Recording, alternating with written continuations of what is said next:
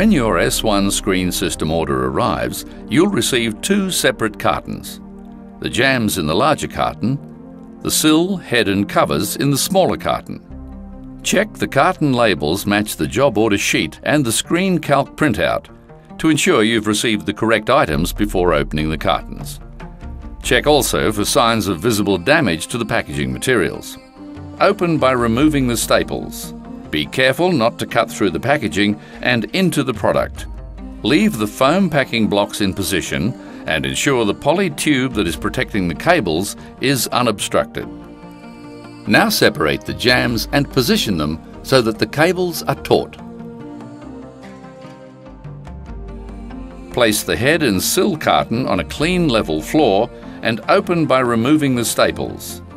Be careful not to cut through the packaging and into the product. Remove the outer carton. Separate the cover bundle from the head and the sill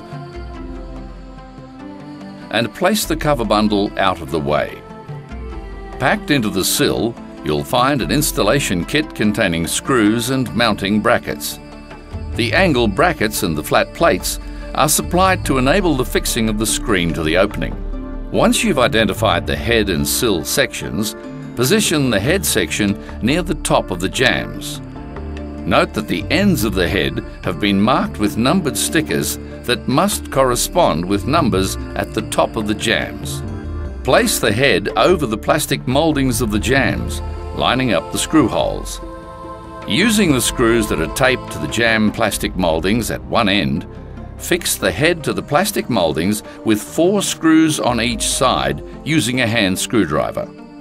Now repeat the process with the sill section. Position the sill near the bottom of the jams. Note that the ends of the sill have been marked with numbered stickers that must correspond with the bottom of the jams. Place the sill over the plastic mouldings, lining up the screw holes. Using the screws that are taped to the jam plastic mouldings at one end, screw through the sill and into the captive nuts in the mouldings. Do this on each side using a hand screwdriver. If using the frame mounting kit, it is at this point brackets must be fixed to the opening.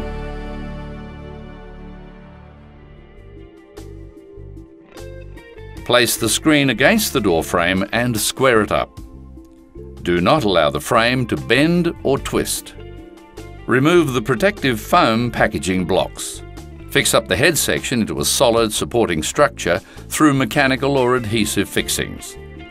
The head can be screwed off by using the holes provided with a right-angle screwdriver bit, available from Centor.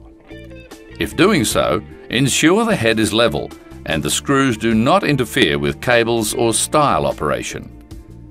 Square up the frame in the opening. Once the screen is square, pull on the double-sided tape backing tabs and press jams against the door frame. Fix the sill off with mechanical fixings using the holes provided or with adhesive to stop the sill moving. When securing the sill, ensure fixing method does not interfere with cables or stile operation. Once you've cleared the head track groove of any aluminium or timber shavings, hang the wheel at the top of the stile into the groove. Locate the tension springs.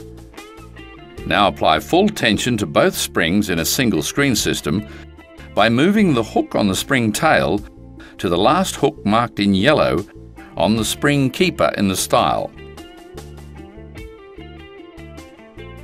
Remember to keep a good grip on the end of the spring with your hand. It makes a good handle and it won't catch the skin on your hand. This step will need to be repeated for a double screen on the second stile.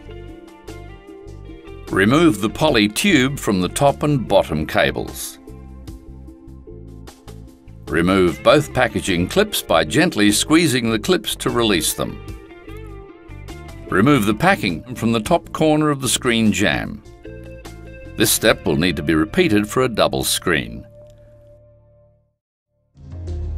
Test the installation by opening and closing the screen gently under full tension 2 or 3 times. Operate the screen from fully retracted to fully extended. Watch the cloth coming off the roll so that you do not overextend it. Cycle through 2 or 3 times to make sure everything moves smoothly. Ensure these operations are nice and slow to make sure no issues have arisen during installation. These few cycles will allow the screen, cloth and cables to settle into their operating conditions. Once this is done, check the alignment of the stiles with the jambs. Any adjustment of the screen should be done at this point. Adjust the screen so that it lines up parallel with the opposite jamb to ensure the magnetic catch will work properly when the screen is to be closed. This is to be done by turning the adjustment screw in or out as required. This might take a couple of iterations. Make sure to fully open and close the screen a couple of times after each adjustment. Snap in the stile covers, top and bottom, on both sides.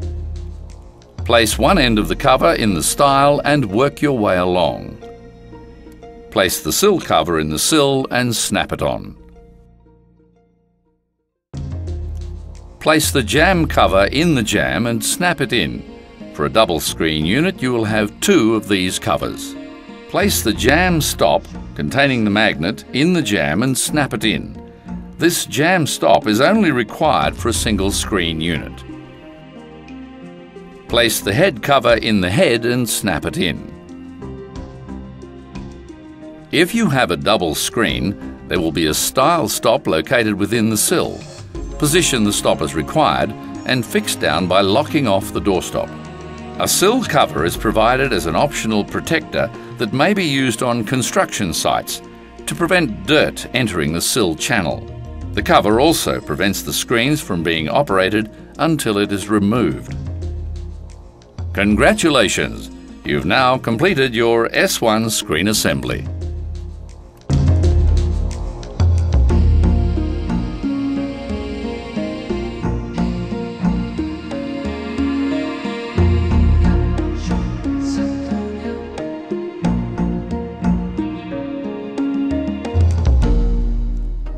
Here are some answers to some frequently asked questions.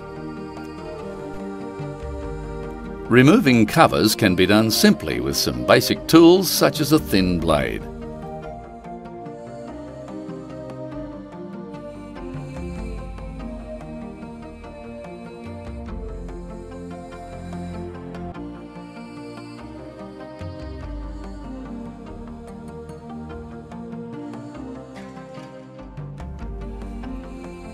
Additional adjustment is provided at the bottom end of the screen should adjustment at the top of the screen not be sufficient.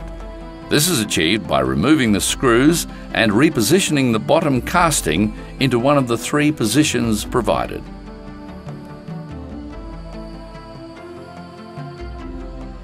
Should the screen mesh come out of its track for whatever reason, simply operate the screen as normal and the screen mesh will re-feed itself back into position.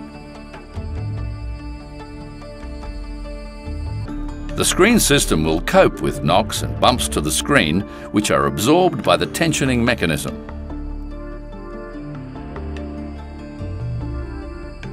The screen has been designed and tested to be fitted to internal applications. When fitting the screen, considering things like where doors and handles are fitted will ensure that the screen stile does not clash with any door furniture.